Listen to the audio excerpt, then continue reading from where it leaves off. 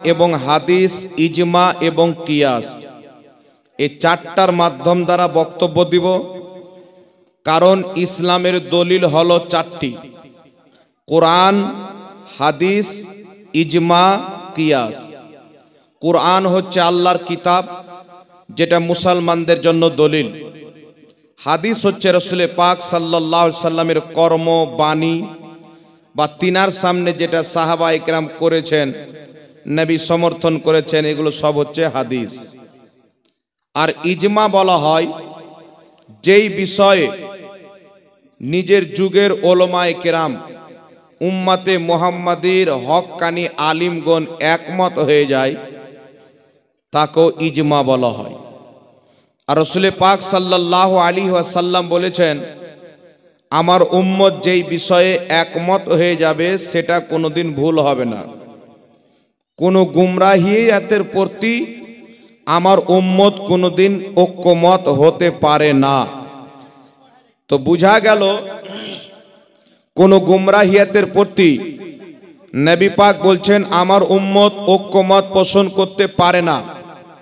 তো যেই জিনিসের প্রতি ঐক্যমত পোষণ করবেন সেটা কোনোদিন গুমরাহিয়াত হতে পারে না।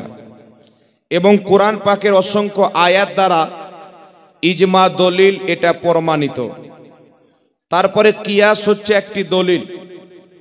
আমার নবী মুস্তাফা সাল্লাল্লাহু আলাইহি ওয়াসাল্লাম হযরতে মুআজ রাদিয়াল্লাহু তাআলা আনহুকে একটি দেশের কাজী বানিয়ে পাঠাচ্ছেন। তো রাসূল পাক জিজ্ঞাসা করছেন, এ আমার সাহাবী, যদি তোমার সামনে কোনো মাসলা চলে আসে তুমি কি দিয়ে সমাধান করবে? তো রাসূলুল্লাহ সাল্লাল্লাহু আলাইহি ওয়াসাল্লামের সাহাবী বলছেন, ইয়া রাসূলুল্লাহ, ইয়া হাবিবাল্লাহ, আমার সামনে যখন কোনো মাসআলা আসবে আমি সেই মাসআলাটার সমাধান আল্লাহ পাকের কোরআন দিয়ে করব। নবী পাক সাল্লাল্লাহু আলাইহি সাল্লাম বললেন, যদি তুমি কোরআন পাকে না পাও, কোরআন পাকে তো সব জিনিস আছে কিন্তু সবার জন্য খোঁজা সম্ভব নয়। যদি তুমি কোরআন পাকে না পাও, হযরতে মুআজ বিন জাবাল রাদিয়াল্লাহু তাআলা আনহু বলছেন, ইয়া রাসূলুল্লাহ, ইয়া হাবিবাল্লাহ, আপনার সুন্নাত অর্থাৎ হাদিস দিয়ে সমাধান করব। রাসূল করিম সাল্লাল্লাহু আলাইহি ওয়াসাল্লাম বললেন, যদি তুমি আমার হাদিসের মধ্যে না পাও, তো হযরতে মুআজ রাদিয়াল্লাহু তাআলা আনহু বলছেন, ইয়া রাসূলুল্লাহ, ইয়া হাবিবাল্লাহ, আমি কোরআন এবং হাদিসকে সামনে রেখে আমার বুদ্ধি দিয়ে কিয়াস করে সমাধান করব। জোরে বল সুবহানাল্লাহ।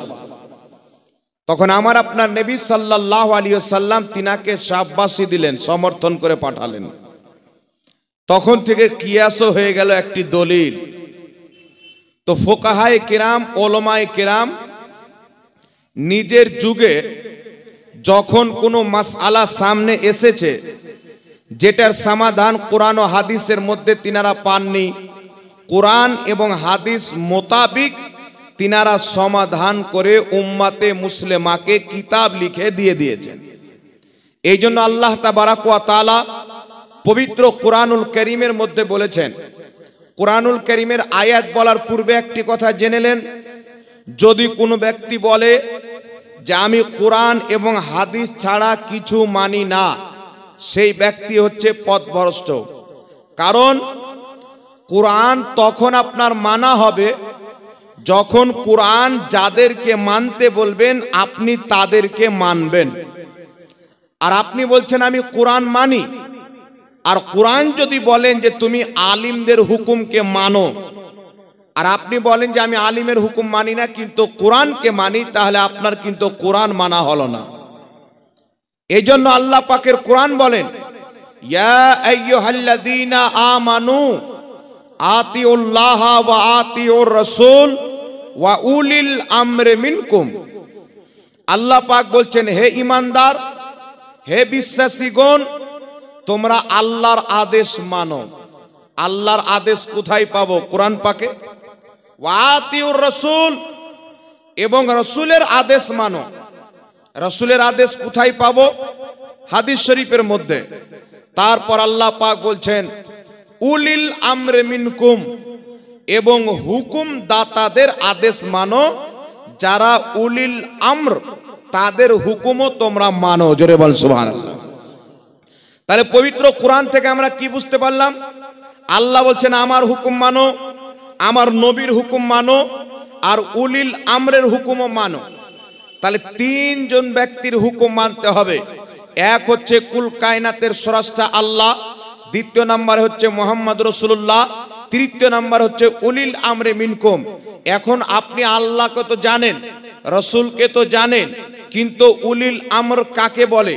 দেখেন বিরাদর ইসলাম, যদি আপনি কোরআন পাককে বুঝতে চান, কোরআন পাকের সারমর্মকে জানতে চান, তাহলে পূর্বের মুহাদ্দিস, পূর্বের মুফাসসির, পূর্বের ইমাম যারা লক্ষ লক্ষ হাদিসকে সামনে রেখে কোরআন পাকের তাফসির লিপিবদ্ধ করেছেন, তিনাদের তাফসিরকে যদি পড়েন কোরআন পাকের আসল উদ্দেশ্যটা বুঝতে পারবেন।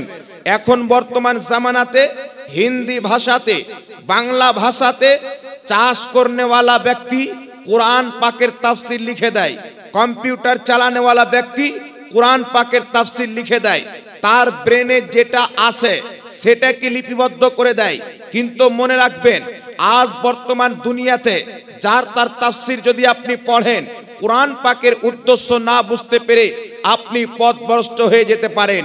কিন্তু পূর্বের ইমাম যারা 5 লক্ষ হাদিসের হাফিজ, যারা 7 লক্ষ হাদিসের হাফিজ, যারা 3 লক্ষ হাদিসের হাফিজ, যারা নিজের কিতাবে 30 লক্ষ হাদিস দিয়ে তাফসির করেছেন, 30,000 হাদিস দিয়ে, কেউ আপনার 20,000 হাদিস তাফসিরের কিতাবে সাজিয়েছেন, তাদের কিতাব পড়ে যদি আপনি কোরআনকে বুঝতে চান, আপনি পথভ্রষ্ট হবেন না, বরং হেদায়েত প্রাপ্ত হবেন। বল সুবহানাল্লাহ।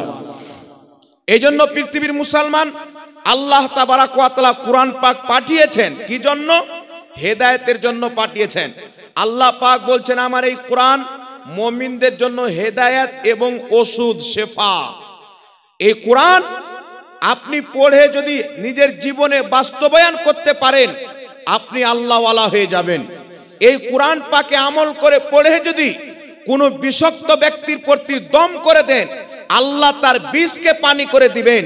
এই কোরআনকে যদি কাগজের টুকরাতে লিখে কোনো ব্যক্তির গলাতে ঝুলিয়ে দেন, আল্লাহ পাক কোরআন পাকের আয়াতের বরকতে তার অসুস্থকে শেফায় পরিণত করে দেবেন।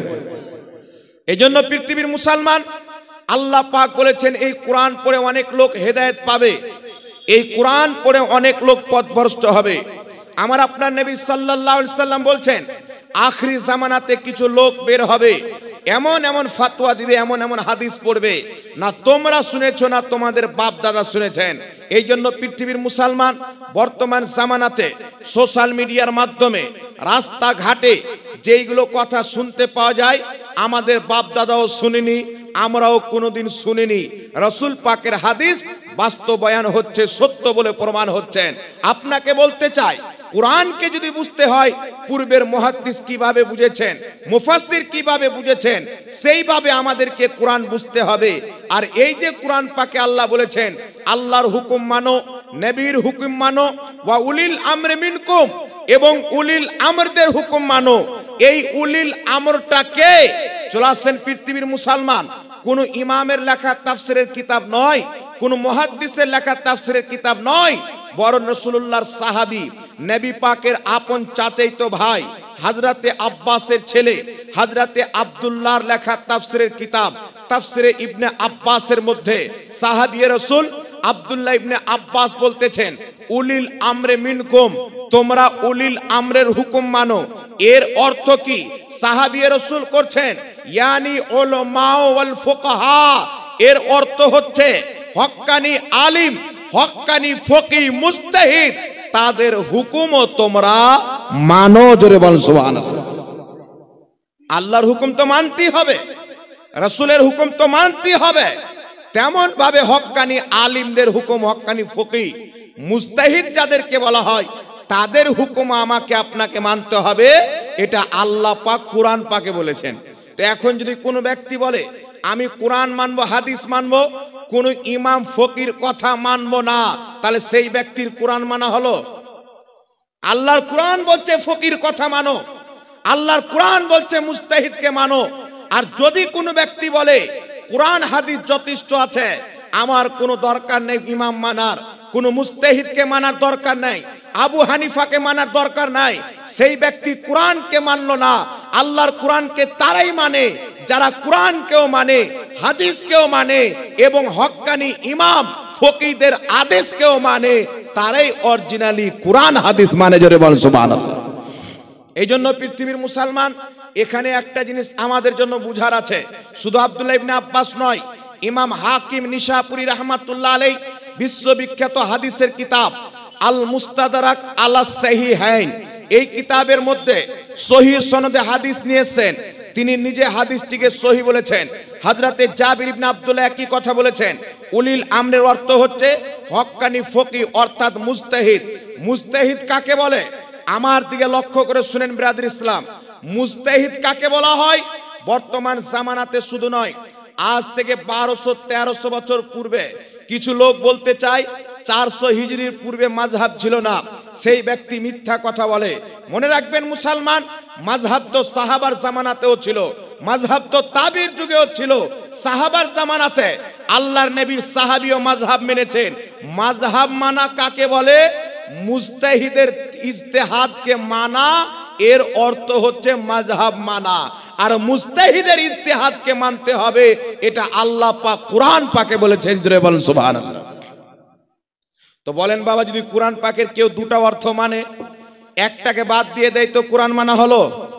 কোরআন পাকে যতটা হুরুফ রয়েছে, কোরআন পাকে যতটা শব্দ রয়েছেন, প্রত্যেকটা শব্দের প্রতি ঈমান আনয়ন করা হচ্ছে জরুরি। আমার দিকে লক্ষ্য করে শুনেন, বর্তমান জামানাতে কিছু লোক বেরিয়েছেন, ইনারা বলতে চায় যে আমরা কোনো মাযহাব মানি না, কোরআন হাদিস থাকতে মাযহাব কেন মানবো?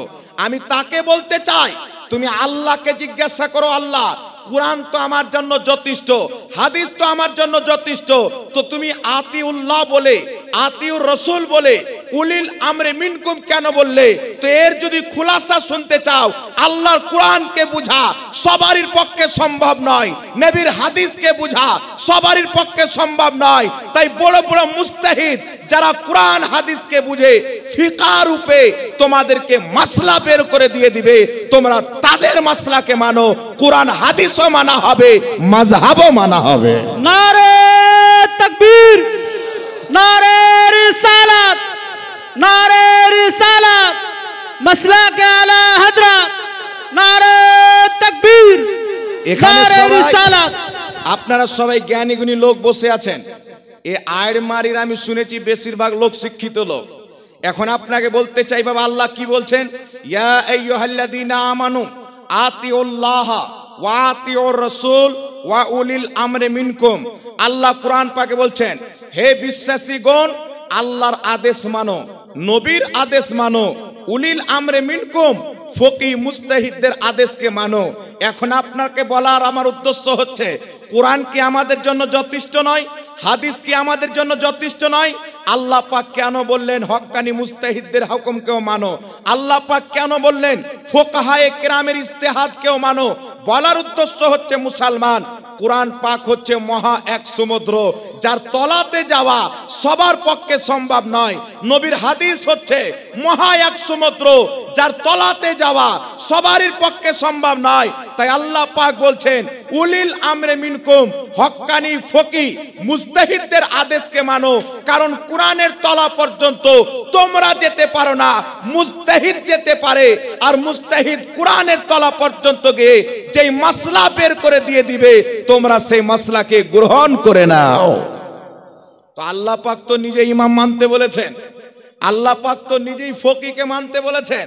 এখন যদি কোনো ব্যক্তি বলে ইমামের দরকার নাই, একটু আমার দিকে লক্ষ্য করে শুনেন বাবা, ধ্যান দিয়ে শুনেন, বহুত ইম্পর্টেন্ট কথা। বর্তমান জামানাতে ঘাস কাটনেওয়ালা বলে মাযহাব মানবো না, বলছে কোরআন হাদিস যথেষ্ট।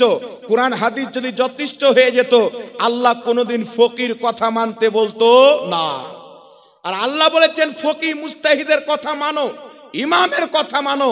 এখন যদি কেউ বলে আমি কোনো ইমামকে মানবো না, তাহলে ওর কোরআন মানা হলো? এই জোরে বলেন, ওর কোরআন মানা হলো? ওর হাদিস মানা হলো? আর যারা বলতে চায় কোরআন হাদিস আমাদের জন্য যথেষ্ট, এখন কিছু লোক বেরিয়েছেন, বাবা ঘাস কাটতো, বেটাও ঘাস কাটে, মাঠ থেকে ঘাস কেটে এসে বলেন যে ইমাম মানার কোনো দরকার নেই, কোরআন হাদিস তো আছে। কিন্তু আমি আপনাকে হাদিস শোনালাম, মুআজ বিন জাবালকে রাসূল পাক বলছেন, হে জাবাল, তুমি কি দিয়ে ফয়সালা করবে? সমস্যার সমাধান কি দিয়ে করবে? মুআজ বিন জাবাল বলছেন, ইয়া রাসূলুল্লাহ, আমি আল্লাহর কোরআন দিয়ে ফয়সালা করব, সমাধান করব। নবী বলছেন, যদি কোরআন পাকে না পাও, হাদিস দিয়ে। নবী বলছেন, যদি হাদিসে না পাও, হযরতে মুআজ বিন জাবাল নবীর সাহাবী, যারা শিক্ষা অর্জন করেছেন মুহাম্মদ রাসূলুল্লাহর নিকট থেকে। আমি তো মাদ্রাসায় 14 বছর 15 বছর পড়াশোনা করে শিক্ষক হয়েছি। কোন মাস্টার 10 বছর পড়াশোনা করে মাস্টার হয়েছেন, কেউ 15 বছর পড়াশোনা করে স্কুল কলেজের প্রফেসর হয়েছেন, শিক্ষক হয়েছেন। কিন্তু পৃথিবীর মুসলমান, আমার নবী মুস্তাফা বলছেন, বইস্ত মুআল্লিমান, আমি যেই দিন জন্মগ্রহণ করেছি মায়ের পেট থেকে সারা পৃথিবীর শিক্ষক হয়েছি। জোরে বল সুবহানাল্লাহ। আমার নবী মায়ের পেট থেকে শিক্ষক হয়েছেন, সেই নবীর সাহাবী। এখন যদি আপনাকে প্রশ্ন করি, বাবা বলেন, নবীর সাহাবীর চাইতে কেউ নবীর হাদিস বেশি বুঝে? কথা বলতে হবে। নবীর সাহাবীর চাইতে কেউ আল্লাহর কোরআন বেশি বুঝতে পারে? তো নবীর সাহাবীকে নবী বলছেন, কোরআনে যদি না পাও হাদিস থেকে, হাদিসে যদি না পাও তো নবীর সাহাবী বলছেন না, ইয়া রাসূলুল্লাহ কেমন কথা বলছেন, কোরআন হাদিস তো আমাদের জন্য যথেষ্ট। বরং নবীর সাহাবী বলছেন, যদি কোরআন পাকেও না পাই, হাদিসেও না পাই, কোরআন হাদিসকে সামনে রেখে আমি ইজতিহাদ করে ফতোয়া দেব, কিয়াস করে ফতোয়া দেব। তো নবীর সাহাবীর কি আকীদা আছে যে কোরআনে তো সব আছে, হাদিসে তো সব আছে, কিন্তু সবারই পক্ষে বোঝা সম্ভব হবে না, তাই তিনি ইজতিহাদের কথা বলেছেন। জোরে বলেন সুবহানাল্লাহ। তো নবীর সাহাবীর জন্য উনি এটা চ্যালেঞ্জ করছেন না যে কোরআন হাদিস আমার জন্য যথেষ্ট। তা আপনি বলেন, বাবা, এখন যারা বলছেন কোরআন হাদিস তো যথেষ্ট, ঠিক আছে, কিন্তু কোরআন হাদিসকে যে তুমি বুঝে নিবে, এটা তোমার কাছে কতটুকু বিদ্যা আছে? একটা কথা বলি আপনাকে, বাবা, লক্ষ্য করে শুনেন। কিছু লোক বলছেন যে কোরআন হাদিস মাযহাব মানার দরকার নেই, বলে না, বলছে আমরা মাযহাব মানবো না। এটা আলাদা কথা, আল্লাহ মানতে বলেছেন তাই আমরা মানি। যারা বলছে মাযহাব মানবো না, এদেরকে বলেন কি মানবে? বলছে বুখারী মানবো। এদেরকে বলেন কি মানবে? মুসলিম শরীফ মানবো, তিরমিজি মানবো, আবু দাউদ মানবো, নাসাই মানবো, ইবনে মাজা মানবো। এইগুলো কিতাব মানবো, বলেন। 6টা সেহায়ে সিত্তার কিতাব। এখন আপনাকে বলতে চাই, যিনি বুখারী শরীফ লিখেছেন ইনি বেশি হাদিস বুঝে, এখন যারা বুখারী শরীফ বাংলাতে পড়ে তারা বেশি বুঝে? যিনি মুসলিম শরীফ লিখেছেন, আবু দাউদ লিখেছেন, তিরমিজি লিখেছেন, স্বাভাবিক কথা, যিনারা হাদিসের কিতাব লিখেছেন তিনাদের জ্ঞান বেশি। আমরা তিনাদের কিতাব পড়ছি, তিনাদের মতো হাদিস বুঝার ক্ষমতা আমাদের নাই। ওনারা ডাইরেক্ট লিখেছেন। ইমাম বুখারী রাহমাতুল্লাহ আলাইহি, যদিও ওনার ব্যাপারে কেউ কেউ বলেছেন উনি নিজেই মুজতাহিদ ছিলেন, তবে যারা বলে আমরা মাযহাব মানি না, যাদেরকে গায়র মুকাল্লিদ বলা হয়, এই গায়র মুকাল্লিদদের ইমাম নবাব সিদ্দিক হাসান খাঁ ভোপালী লিখছেন যে ইমাম বুখারী রাহমাতুল্লাহ আলাইহি তিনিও মাযহাব মান্যকারী ছিলেন। জোরে বলেন সুবহানাল্লাহ। একটু জোরে হবে না সুবহানাল্লাহ? আমার দিকে ধ্যান আছে আপনাদের? ইমাম তিরমিজি মাযহাব মান্যকারী ছিলেন। নাসিরউদ্দিন আলবানী গায়র মুকাল্লিদদের ইমাম। সিলসিলায়ে আহাদিসে সহিহা, সিলসিলায়ে আহাদিসে দাঈফা, এই দুটি কিতাব পড়েন। ইমাম তিরমিজিকে বলেছেন মাযহাব মান্যকারী, ইমাম আবু দাউদকে বলেছেন মাযহাব মান্যকারী, ইমাম নাসাইকে বলেছেন মাযহাব মান্যকারী, ইমাম ইবনে মাজাকে বলেছেন মাযহাব মান্যকারী। এই পৃথিবীর মুসলমান, আল্লাহ পাক আপনাদেরকে সামাজিক জ্ঞান দান করেছেন, উঠা বসার জ্ঞান দান করেছেন, চলাফেরার জ্ঞান দান করেছেন। আপনাকে প্রশ্ন করতে চাই, যিনি তিরমিজি শরীফ লিখেছেন উনি মাযহাব মানে, যিনি আবু দাউদ শরীফ লিখেছেন উনি মাযহাব মানে, যিনি ইবনে মাজা লিখেছেন উনি মাযহাব মানে, যিনি নাসাই শরীফ লিখেছেন তিনিও মাযহাব মানে। তো যিনারা হাদিসের কিতাব লিখেছেন তিনারা যদি মাযহাব মানে, তিনাদের হাদিস পড়ে কেউ যদি বলে আমি মাযহাব মানবো না, এর চাইতে বড় বেঈমান আর কেউ হতে পারে? এই হতে পারে? কথা বলেন। ইমাম তিরমিজি শরীফ লেখার পরেও মুকাল্লিদ মাযহাব মানে, ইমাম আবু দাউদও মাযহাব মানে, আর এরা বলছে মাযহাব মানবো না। তবে কামালের কথা হচ্ছে, বিরাদর ইসলাম বলেন তো, ইমাম ইবনে মাজা যদি মাযহাব মানে, আমাদেরকে তো বেশি করে মানতে হবে। বেশি মানতে হবে কি হবে না? ওনার সামনে আমাদের হাদিস মুখস্থ আছে। কেউ 5 লক্ষ হাদিসের হাফিজ, কেউ 3 লক্ষ হাদিসের হাফিজ, কেউ 2.5 লক্ষ হাদিসের হাফিজ, কেউ 6 লক্ষ হাদিসের হাফিজ, কেউ 4.5 লক্ষ হাদিসের হাফিজ। এত লক্ষ লক্ষ হাদিস জানার পর, মুখস্থ করার পর, কিতাবে হাদিস লিখার পর ইনারা যদি মাযহাব মানে, আজকে যারা মানুষকে বিভ্রান্তি করে ঈমান ধ্বংস করতে চায়, বলেন কোরআন হাদিস থাকতে মাযহাব মানা যাবে না। আমি আপনাকে বলতে চাই, এইগুলো মুহাদ্দিস চাইতে তার জ্ঞান কি বেশি হয়ে গেল? তাকে 1 লক্ষ দেখাতে হবে না। যদি একটা হাদিস শুদ্ধ করে পড়ে শুনিয়ে দিতে পারে, মেনে নিব তার মধ্যে কোনো বিদ্যা ভরা আছে। একটা হাদিস শুদ্ধ করে পড়তে পারে না, এ বলছে মাযহাব মানা যাবে না। অথচ ইমাম তিরমিজি মাযহাব মানছেন, ইমাম বুখারী পর্যন্ত মাযহাব মানছেন। এই জন্য পৃথিবীর মুসলমান, মাযহাব আপনাকে মানতে হবে। 4 মাযহাবের মধ্যে কোনো এক মাযহাবকে যারা মানে না, তারা শয়তানের মাযহাবকে মানে। তারা শয়তানের মাযহাবকে মানে। মাযহাব করছি না আপনাকে। আর হ্যাঁ, যদি কেউ বলে সাহাবী কোন মাযহাবকে মানতেন, যতদিন নবী মুস্তাফা বাহায়াত ছিলেন মাযহাবের প্রয়োজন ছিল না। কারণ ইলমের শহর বসে আছেন, জ্ঞানের ভান্ডার বসে আছেন নবী মুস্তাফা। উনি থাকতে কোনো মাযহাবের প্রয়োজন আছে? এই জোরে বলেন আছে। কিন্তু দয়ার নবী মায়ের নবী যখন ইন্তিকাল করলেন, সাহাবায়ে কেরাম কার মাযহাব মানতেন? কিছু সাহাবায়ে কেরাম আব্দুল্লাহ ইবনে আব্বাসের মাযহাবকে মানতেন, কিছু সাহাবায়ে কেরাম আব্দুল্লাহ ইবনে উমরের মাযহাবকে মানতেন। সাহাবীগণের মধ্যে যিনারা কয়েকজন মুজতাহিদ ছিলেন, বাকি লক্ষ লক্ষ সাহাবী তাদেরকে ফলো করে চলতেন। এটা স্বাভাবিক কথা।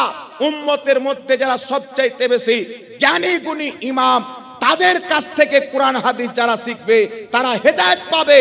বর্তমান আমার মতন মৌলবীর কথা শুনে যারা বলবে মাযহাব মানা যাবে না, কিন্তু জাহাঙ্গীরকে মানবে, ওই লোকটা পথভ্রষ্ট হয়ে যাবে। কথা বুঝছেন বাবা? এখনকার মৌলবী বলছে মাযহাব মানা যাবে না। আমি আপনাকে বলছি শুনেন, যারা বলে মাযহাব মানা যাবে না, যেইগুলো ইমাম মাযহাব মানতেন, এদের কিতাব যদি পড়া বন্ধ করে দেয় তো শরীয়তের শিনও বুঝতে পারবে না, ইসলামের আলিফও বুঝতে পারবে না, কুরআন পাকের কাফও বুঝতে পারবে না, হাদিসের হওয়া বুঝতে পারবে না।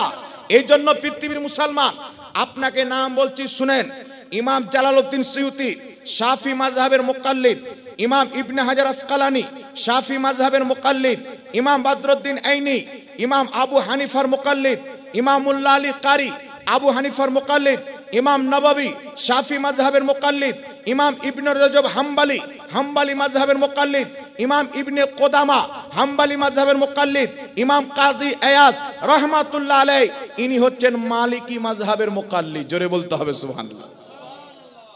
এত বড় বড় ইমাম। আচ্ছা বাবা, হাদিস শরীফের মধ্যে কুরআন পাকের পর সর্বশ্রেষ্ঠ কিতাব কোনটি? বুখারী আমরা মানি কি না? এই যে বুখারী শরীফ, বুখারী শরীফের আরবিতে ব্যাখ্যা কিতাব লিখেছেন ইমাম ইবনে হাজার আসকালানি। বুখারী শরীফে আরবিতে ব্যাখ্যার কিতাব লিখেছেন ইরশাদুস সারি ইমাম কাস্তালানি।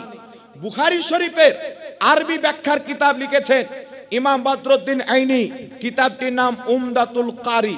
বুখারী শরীফের আরবিতে ব্যাখ্যা লিখেছেন ইমাম ইবনে রজব হাম্বলি, তিনারও কিতাবটির নাম হচ্ছে ফাতহুল বারি। এখন আপনাকে বলি বাবা, লক্ষ্য করে শুনেন, ইমাম ইবনে হাজার আসকালানি যিনি বুখারী শরীফের বাংলাতে নয় আরবিতে ব্যাখ্যার কিতাব লিখছেন, ইনি হচ্ছেন শাফি মাযহাব মাননেওয়ালা। যিনি বুখারী শরীফে আরবিতে ব্যাখ্যার কিতাব লিখছেন উমদাতুল কারি, ইমাম বদরুদ্দিন আইনি, ইনি হচ্ছেন হানাফি মাযহাব মাননেওয়ালা। আরবিতে যিনি বুখারী শরীফের ব্যাখ্যার কিতাব লিখছেন ইরশাদুস সারি, ইনি হচ্ছেন ইমাম কাস্তালানি, ইনি হচ্ছেন শাফি মাযহাবের মুকাল্লিদ। ইমাম ইবনে রজব হাম্বলি ফাতহুল বারি বুখারী শরীফের সারা লিখনেওয়ালা, ইনিও হচ্ছেন আপনার হাম্বলি মাযহাবের মুকাল্লিদ। তো যিনারা আরবিতে হাদিসের কিতাবের ব্যাখ্যা লিখেছেন, তিনারাও তো মাযহাব মানতেন। কথা বুঝতে পারছেন কি পারেন না বাবা? তিনারাও তো মাযহাব মানতেন। আমার বলার উদ্দেশ্য হচ্ছেন, বুখারী শরীফের ব্যাখ্যা লিখছেন 10 খণ্ডে, 15 খণ্ডে, 20 খণ্ডে। এত বড় ইমাম যদি মাযহাব মানে, যিনি বুখারী শরীফের আরবিতে ব্যাখ্যার কিতাব লিখছেন নিজে নিজে, আমি এখন একটা হাদিসের ব্যাখ্যা করব তো কোন ইমামের ব্যাখ্যার কিতাব পড়ে করব। আমি এখন কোরআন পাকের তাফসীর করব, কোন মুফাসসিরের কিতাব পড়ে করব। তো তো আমি যার কিতাব পড়ে কোরআন পাকের তাফসির করব, হাদিসের ব্যাখ্যা করব, উনার কত জ্ঞান হবে বাবা? যিনি কিতাবটা লিখেছেন, তো যিনারা বুখারীর ব্যাখ্যা লিখছেন, তিনারা সবাই হচ্ছে মাযহাব মাননেওয়ালা, আর আজকের সূরা ফাতিহা পড়তে জানে না। যেমন মুর্শিদাবাদের আপনাদের জলঙ্গি থানার বিমল দাসের বেটা আছে, নাম শুনেছেন? আরবি পড়ার ঢং নেই। আমি চ্যালেঞ্জ করে বলছি, যদি সূরাতুল ফাতিহা শুদ্ধ করে পড়তে পারে, আমার যত প্রপার্টি আছে তার নামে রেজিস্ট্রি করে দিয়ে দেবো। ওখার জালসা করে খেতে হবে আলহামদুলিল্লাহ, আর 7 পুষ চলবে। কিন্তু পড়ার ঢং নাই। কোন কিতাব পড়ে বক্তব্য দেয়? বাংলা কিতাব পড়ে বক্তব্য দেয় আর বলে মাযহাব মানা যাবে না। আচ্ছা বলেন, বাংলা কিতাবটা কি নবী পাক লিখেছেন, সাহাবা লিখেছেন, ইমাম বুখারী লিখেছেন, তিরমিজি লিখেছেন? কে লিখেছেন? নিশ্চয়ই বাংলা কিতাব তাদের জামাতের, তাদের গায়ের মোকাল্লিদ দলের, ওয়াহাবি মতবাদের কোন মৌলবি লিখেছেন। তো মৌলবি বাংলা কিতাবে যা অনুবাদ করবে, এ তো সেটাই বুঝবে। তো পৃথিবীর সবচাইতে বেশি অন্ধ মোকাল্লিদ যদি কেউ থাকে, তো জলঙ্গির বিমল দাসের বেটাই আছে। কারণ এর বাংলা ছাড়া পুঁজি নাই। এবার আপনাকে বলতে চাই, শুনেন, উম্মতের ইমামগণ মাযহাব মানার ব্যাপারে কি বলেছেন একটু লক্ষ্য করে শুনেন। আমার নবী কি বলেছেন? সুনান ইবনে মাজার মধ্যে হাদিস, রাসূল পাক সাল্লাল্লাহু আলাইহি ওয়াসাল্লাম বলছেন, আল্লাহর হাবিব বলছেন, আল্লাহ পাক যার মাধ্যমে দ্বীনের খিদমত করার ইচ্ছা করেন, আল্লাহ তাকে ফকিহ বানিয়ে দেন, মুস্তাহিদ বানিয়ে দেন। আর যাদেরকে আল্লাহ মুস্তাহিদ বানায়, তাদের ইজতিহাদকে মানলে পারে মানুষ পথভ্রষ্ট হয় না, হেদায়েতের প্রতি কায়েম থাকে। জোরে বলেন সুবহানাল্লাহ। এই পাঙ্খাটাকে ঘুরিয়ে দেন তো ওইদিকে, একজন যান, পাঙ্খাটা একটু ওইদিকে ঘুরিয়ে দেন। হ্যাঁ, ওইদিকে দিয়ে দেন। এই জন্য পৃথিবীর মুসলমান শুনেন, ইমামগণ এই বিষয়ে কি বলেছেন আমার দিকে লক্ষ্য করেন। ইমাম বদরুদ্দিন আইনি রহমাতুল্লাহ আলাইহি লক্ষ লক্ষ হাদিসের হাফিজ, নিজের কিতাব ইমাম বদরুদ্দিন আইনি উমদাতুল কারি সহ কয়েকটি কিতাবের মধ্যে লিখতেছেন। কি লিখতেছেন? হানাফি, শাফি, মালিকি, হাম্বলি, এই 4 মাযহাবই হচ্ছে আহলে সুন্নাত ওয়াল জামাত। 4 মাযহাবের দ্বারা বাইরে হবে, এরা আহলে সুন্নাত ওয়াল জামাত নয়, বরং এরা হচ্ছে বিদাতি এবং পথভ্রষ্ট। ইমাম সাবি রাহমাতুল্লাহ আলাইহি লক্ষ লক্ষ হাদিসের হাফিজ, তাফসিরে সাবির মধ্যে লিখতেছেন, হানাফি, শাফি, মালিকি, হাম্বলি 4 মাযহাব হচ্ছে আহলে সুন্নাত ওয়াল জামাত, জান্নাতি পথের। কেউ যদি 4 মাযহাবকে না মেনে 4 মাযহাবের বাইরে গিয়ে যদি কোনো ব্যক্তি শুধু কোরআন পাক পড়ে দলিল দেয়, হাদিস পড়ে দলিল দেয়, সাহাবা ইকরামের উদ্ধৃতি দিয়ে দলিল দেয়, ইমাম সাবি বলছেন, যদি 4 মাযহাবের মধ্যে কোনো একটি মাযহাব না মানে, সেই ব্যক্তি পথভ্রষ্ট এবং পথভ্রষ্টকারী। বিশ্ববিখ্যাত ইমামুল্লাহ জীওয়ান রাহমাতুল্লাহ আলাইহি তাফসিরাতে আহমদিয়া দুবাই থেকে ছাপা হয়, সৌদি আরব থেকে ছাপা হয়, বেইরুত লেবানন থেকে ছাপা হয়, মিশর থেকে প্রকাশিত হয়। এই কিতাবের মধ্যে লিখছেন, 4 মাযহাবের প্রতি সকল উম্মতের ইজমা হয়ে গেছেন। সুতরাং 4 মাযহাবের মধ্যে যে কোনো একটি মাযহাব ফলো করা উম্মতের জন্য হচ্ছে ওয়াজিব। আল আসবা ওয়ান নাজাইর কিতাবের মধ্যে লেখা আছেন, 4 মাযহাবের প্রতি উম্মতের ইজমা রয়েছেন। আমার জানা মতে 25টির চাইতে বেশি কিতাবের মধ্যে 25 জনের চাইতে বেশি ইমাম মাযহাব মানা জরুরি বলেছেন, মাযহাবের প্রতি ইজমা বলেছেন, এবং কোটি কোটি ইমাম সবাই তারা মাযহাব মেনেছেন। এই জন্য পৃথিবীর মুসলমান বর্তমানে যেই গায়ের মুকাল্লিদ বলে মাযহাব মানা যাবে না, তাদের দলের প্রতিষ্ঠাতা মুহাম্মদ বিন আব্দুল ওয়াহাব নজদি হাম্বলি মাযহাব মান্যকারী ছিল। তাদের সবচাইতে বড় ইমাম, যাকে তারা শাইখুল ইসলাম বলে, ইবনে তাইমিয়া হাম্বলি মাযহাবের লোক ছিল। এই জন্য পৃথিবীর মুসলমান যারা বলে মাযহাব মানা যাবে না, তাদেরকে যারা তৈরি করেছে তারা পর্যন্ত মাযহাব মেনেছে। জোরে বলেন সুবহানাল্লাহ। যদি কেউ বলে মাযহাব মানা যাবে না, তাহলে ইমাম ইবনে মাজা ভুল করেছেন, ইমাম তিরমিজি ভুল করেছেন, ইমাম মুসলিম, ইমাম নাসাই এরা ভুল করেছেন। তাহলে ইনার কিতাবকে বাদ দেওয়া হোক। আর এদের কিতাব যদি বাদ দেয় তো হাদিস থাকবে বাবা? এই জোরে বলেন। এদের কিতাবকে বাদ দিলে অর্ধেক শরীয়ত মুছে যাবে। এই জন্য খবরদার, আজ যদি কোনো জাহিল বলে মাযহাব মানা যাবে না, আপনি তাকে ক্লিয়ার ভাষাতে বলবেন, ইমাম ইবনে মাজা, ইমাম তিরমিজি, ইমাম ইবনে হাজার আসকালানি, ইমাম নববী, ইমাম ইবনে কোদামা, ইমাম মুল্লা আলী কারি এরা সবাই মাযহাব মেনেছেন, তুমি কি তাদের চাইতে বেশি পণ্ডিত? যদি পণ্ডিত থাকো, এরা বুখারী শরীফের সারা 10 খণ্ডে লিখেছে, তুমি 1 খণ্ডে লিখে দেখাও, আরবির একটা লাইন লিখে দেখাও। এই জন্য আমার নবী বলেছেন সহিহ মুসলিমের হাদিস, কিয়ামতের পূর্বে কিছু জাহিল বের হবে, মানুষ তাদেরকে ধর্মের চেয়ারে বসিয়ে দিবে, তাদেরকে মাসলা জিজ্ঞাসা করবে, আলিমকে সাইড করে মূর্খদেরকে মাসলা জিজ্ঞাসা করবে, তারা নিজে দিন থেকে অজ্ঞ থাকবে, নিজে মসলা দিয়ে পথভ্রষ্ট হবে, অপরকেও পথভ্রষ্ট করবে। এই জন্য পৃথিবীর মুসলমানদের জন্য মাযহাব যুগ যুগ থেকে মানুষ মেনে আসছে, আমাদেরকে মানতে হবে। কথা বুঝছেন? আর এর দলিল কুরআন হাদিস দ্বারা আছে, বড় বড় মুহাদ্দিস, বড় বড় মুদাক্কিক মেনেছেন। আল্লাহ পাক সকলকে বুঝার তৌফিক দান করুক। একটা এক্সাম্পল আপনাকে দিয়ে দিই বাবা। মৌলভী সাহেব জালসাতে এসেছেন, আসার পরে বলছেন মাযহাব মানা যাবে না। তাহলে ওই মৌলভী সাহেবকে সামনে দাঁড়িয়ে বলবেন যে হুজুর মাযহাব যদি না মানা যেত তোকে কেন মানবো? এখানে কি করতে এসেছিস তুই? এখানে কি করতে এসেছেন? মৌলভী সাহেব বলবে আমি কুরআন হাদিসের কথা বলতে এসেছি। আর ইমাম আজম আবু হানিফা, যিনি 5 লক্ষ হাদিসের হাফিজ ছিলেন, আর সারা পৃথিবীতে যত নবীর হাদিস আছেন প্রত্যেকটা হাদিসের প্রতি তিনার নজর ছিল। সুবহানাল্লাহ বলেন। তো উনি কি কুরআন হাদিসের বাইরে কথা বলেছেন? ইমাম মালিক কুরআন হাদিসের বাইরে কথা বলেছেন? আরে যেইগুলো ইমাম 10 লক্ষ হাদিসের হাফিজ, 5 লক্ষ হাদিসের হাফিজ, 7 লক্ষ হাদিসের হাফিজ, তারা কোরআন পাকের বাইরে কথা বলেছেন, আর তুমি 2টা হাদিস পড়ে শোনাতে পারো না, আর তুমি কোরআনের মোতাবিক কথা বলবে। তোমার কথা তারাই মানবে যারা ইমানের দিক দিয়ে মূর্খ থাকবে, কোনো জ্ঞানী ব্যক্তি মানতে পারে না। কারণ সারা পৃথিবী জানে কোরআনকে বুঝে যদি হেদায়েত পেতে হয়, কোরআন বুঝনে ওয়ালার কাছে বুঝতে হবে। না কি বলেন বাবা? কোরআন বুঝনে ওয়ালার কাজ বুঝতে হবে। এখন একজন ব্যক্তি যদি ম্যাথমেটিক্স পড়ে, তাহলে ম্যাথের টিচারের কাছে যেতে হবে। কেউ যদি গণিত পড়ে, গণিতের টিচারের কাছে তার মা বাপ তাকে টিউশন দেয়। এমনও ছেলে আছে আমি দেখেছি একদিনে 8টা টিউশন করে, 24 ঘন্টাতে 8টা টিউশন করে। মা বাবা বলছে বেটা টিউশন করো 8টা, বেটা বলছে মা কিসের টিউশন করবো? বলছে ইংলিশের করো, ইংলিশের মাস্টারের কাজ। তো বেটা বলছে ইংলিশের বই তো আমার কাছে আছে, তো মাস্টারের কাছে যাওয়ার দরকার কি? তো মা বাবা বলছে বেটা বই তো আছে, কিন্তু বইটা যে তুই বুঝে নিবি এত তোর ক্ষমতা নাই। বিজ্ঞানের গণিতের কিতাব তো আছে, ম্যাথমেটিক্সের কিতাব তো আছে, জিওগ্রাফির কিতাব তো আছে, সব কিতাব আছে, কিন্তু আলাদা আলাদা কিতাবের একটা করে আওয়াকে টিউশন লাগানো হচ্ছে মাস্টারের কাজ। কারণ কিতাব থাকলে মানুষ বুঝে নিবে, এটা সম্ভব নয়। যদি সম্ভব হতো স্কুলের প্রয়োজন পড়তো না, কলেজের প্রয়োজন পড়তো না, মাস্টারের প্রয়োজন পড়তো না। কিতাব কিনে বাড়িতে বসে বসে ইঞ্জিনিয়ার হয়ে যেত, মাস্টার হয়ে যেত। এই পৃথিবীর মুসলমান, আল্লাহ আপনাকে কি এতটুকু জ্ঞান দেয়নি?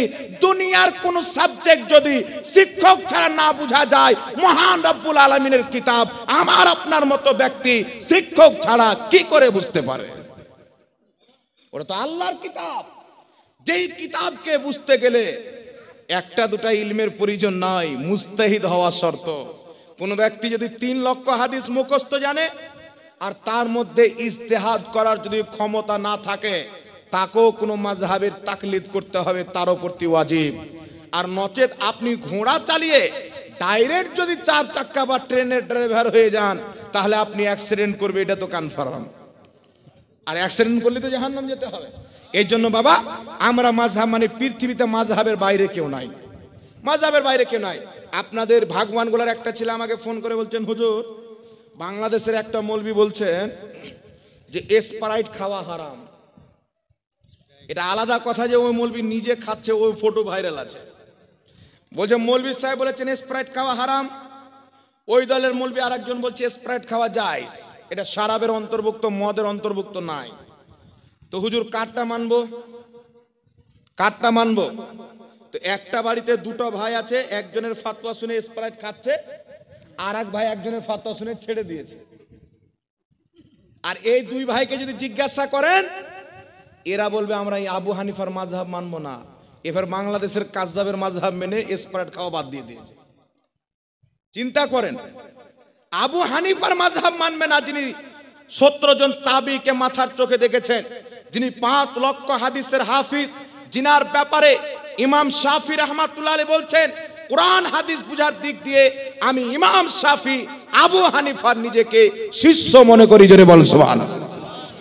এই জন্য মাযহাবের বাইরে কোনো রাস্তা নাই। আপনার মৌলবি যে কথা বলছে না, কোরআন হাদিস দিয়ে বলছেন, আপনি যে ওর বক্তব্য শুনে আমল করছেন, ওটাও আপনার এক প্রকারের মাযহাব মানা হচ্ছে। কিন্তু আসল মাযহাব হচ্ছে 4টি, আরও ছিল। তাদের মাযহাবের মাসলাগুলি কিতাবে সংরক্ষিত করা হয়নি, তার জন্য 4টি মাযহাবের কিতাব সংরক্ষিত করা হয়েছে, হিফাজত করা হয়েছে। এই জন্য 4টি মাযহাব টিকেছে। কিয়ামতের সকাল পর্যন্ত যত মুসলমান হবে এই 4 মাযহাবের অন্তর্ভুক্ত তাকে হতেই হবে। জোরে বল সুবহানাল্লাহ। এখানে আর একটা কথা আপনাকে বলে দিই, যে আমি ধরেন বাচপান থেকে শাফি মাযহাবের লোক, আমার বাপ দাদা গোটা এলাকা 14 গোষ্ঠী দেশ সব শাফি মাযহাবের লোক। 50 বছর বয়স হওয়ার পর, 18 বছর বয়স হওয়ার পর বা 40 বছর বয়স হওয়ার পর আমি মাযহাবে শাফি ছেড়ে হানাফি মাযহাবে চলে গেলাম, মাযহাব চেঞ্জ করে দিলাম। কিছু লোক আছে না মাযহাব চেঞ্জ করার লোক, বিকালবেলা এখানে সকালবেলা এখানে, গিরগিটির মতো রং চেঞ্জ করে। আচ্ছা, যেই ব্যক্তি, একটা ছেলেকে দেখছি একদিন নামাজ পড়লাম, আমার পাশে আছে, ওর আমিনের আওয়াজ শুনতে পাই না, 2 দিন পর আবার খোদা না খাস্তা আমার পাশে হয়ে গেছেন, 2 দিন পর আমিন বলছে তো কানের পর্দা ফেটে যাবে। আমি ওকে ডাকলাম তো বলছে সহি হাদিসে পেয়েছি। আমি 2 দিন আগে কোন হাদিসে পেয়েছিলি? 2 দিন আগে যে আস্তে আমিন বলছিল তো কোন হাদিসে পেয়েছিলি? ওই যে মৌলবীর কাছে শুনেছিলাম। তখন ওর সামনে আমি যখন সহি হাদিস খুলে দিলাম, নবী পাক আস্তে আমিন বলেছেন, নবী পাক জোরেও আমিন বলেছেন। তবে আস্তে আমিন বলা আর জোরে আমিন বলার মধ্যে একটা রিজন আছে। নবী আস্তে কেন বললেন, নবী জোরে কেন বললেন, এটা আমার আপনার চাইতে নবীর সাহাবী বেশি বুঝবেন। আজ থেকে 1250 বছর পূর্বে লেখা কিতাব আল কুনা ওয়াল আসমা, হাদিসের কিতাব, সৌদি আরব রিয়াজ থেকে প্রকাশিত। এই কিতাবের হাদিস নাম্বার 1090। লেখকের নাম হচ্ছে ইমাম দুলাবি, হাদিসের সনদ সহিহ। ওয়াইল ইবনে হুজুর, যিনি জোরে আমিন বলার হাদিসও বর্ণনা করেছেন, আস্তে আমিন বলার হাদিসও বর্ণনা করেছেন। হযরতে ওয়াইল ইবনে হুজুর নবীর সাহাবী বলছেন, আল্লাহর নবী নামাজে পাঠ করলেন ওয়ালা দাল্লিন ফাকালা আমিন, তারপরে তিনি আমিন বললেন, রাফা বিহা সাউতাহু, নিজের আওয়াজকে উঁচু করলেন, মা আরাহু ইউআল্লিমুনা, এটা ছিল শিক্ষা দেওয়ার জন্য। ওয়াইল ইবনে হুজুর ইনি বলছেন নবী জোরে আমিন বললেন, এটা সাহাবাকে শিক্ষা দেওয়ার জন্য, যে ওয়ালা দাল্লিনের পর আমিন বলতে হয়, এটা যেন সাহাবায়ে কিরাম জেনে নেয়। জোরে বল সুবহানাল্লাহ। নচেত নবীর প্র্যাকটিক্যালি আমল কি ছিল? মুসনাদ আহমদের মধ্যে সহিহ হাদিস, হাকিম আল মুস্তাদরাকের মধ্যে সহিহ হাদিস, একই সাহাবী ওয়াইল ইবনে হুজুর বর্ণনা করছেন, কারাআন নবী সাল্লাল্লাহু আলাইহি ওয়াসাল্লাম গায়রিল মাগদুবি আলাইহিম ওয়ালাদ দাল্লিন ফাকালা আমিন খাফাদা বিহা সাউতাহু, আল্লাহর নবী নামাজে ওয়ালা দাল্লিন পাঠ করলেন, তারপরে আমিন বললেন, খাফাদা বিহা সাউতাহু, নিজের আওয়াজকে আস্তে রাখলেন, আস্তে আমিন বললেন। জোরে বলেন সুবহানাল্লাহ। ইমাম হাকিম বলছেন, হাযা হাদিসুন সহিহুল ইসনাদ, নবী আস্তে আমিন বলেছেন, এর সনদ সহিহ। নবী জোরে আমিন বলেছেন, এটাও হাদিসে আছে। সাহাবী রাসূল বলছেন, জোরে আমিনটা ছিল শিক্ষা দেওয়ার জন্য, আস্তে আমিনটা ছিল প্র্যাকটিক্যালি আমল। প্র্যাকটিক্যালি আমল নবীর সুন্নাত হয়। জোরে বলেন সুবহানাল্লাহ। এজন্য যেটা নবীর প্র্যাকটিক্যাল আমল, সেটার উপরে আমল করতে হবে, হাদিস থাকলে হবে না। নচেত নবী পাকের হাদিস আছে সহিহ মুসলিমে, কুরবানির মাংস 3 দিন পর্যন্ত রাখো। আপনি এখন কতদিন রাখেন? আমাদের ঝাড়খণ্ডে তো ঠিকঠাক কারেন্ট থাকে না, কুরবানি অবধি কোনো রকম ঠেকাইতে পারা যায়। এবার আমাদের দিকে 12ই রবিউল আউয়ালের জুলুস করে বাংলাতে ঢুকছি, দক্ষিণ 24 পরগনায় তো মাংস খেতে দিচ্ছে তো কুরবানি সেন্ট। কোথায় কুরবানি আর কোথায় নবী দিবস? আমি জিজ্ঞাসা করলাম, এই বকরিটা, এই গরুটা মনে হয় 1 সপ্তাহ আগে জবাই করেছে। হুজুর 1 সপ্তাহ আগে লয় কুরবানির মাংস। একটা আর তাজ্জুবের কথা বলি আপনাকে, হরিহরপাড়া থানায় রমজান মাসে কুরবানির মাংস খেয়েছি। চিন্তা করেন, ও আবার কি জাদু দিয়ে রেখেছে আল্লাহ জানে। তো এতদিন পর্যন্ত রাখেন, কিন্তু হাদিস তো কি আছে, 3 দিন অবধি রাখো। কিন্তু আরো হাদিস আছে, রাসূল পরবর্তী বলেছেন যতদিন পারবে ততদিন রাখো। তাহলে পূর্বের হাদিসটা কি হয়ে যাবে? মানসুখ হয়ে যাবে। তো হাদিসই সামনে রেখে দিলে আপনি বলেন এই হাদিসে পেয়ে গেছি, না বাবা, কোনটা হাদিস নাসিক, কোনটা মানসুখ, কোনটা আমলযোগ্য, কোনটার প্রতি আমল করা যাবে না, আবু হানিফা, ইমাম শাফি, ইমাম মালিক, ইমাম আহমদ বিন হাম্বলের চাইতে বেশি পৃথিবীর কেউ বুঝে না। বলেন সুবহানাল্লাহ। ইনাদের চাইতে বেশি কেউ বুঝে না। এই জন্য ইনাদের বুঝকে মানার নাম হচ্ছে মাযহাব। মানে আল্লাহ বুঝার তৌফিক দান করুক। এইবার চলে আসেন বিরাদর ইসলাম, একটা মাসলা আপনাদের সম্মুখে আর বলে দিই। মাসলাটা হচ্ছে, আমি নিজে যখন নামাজ পড়ি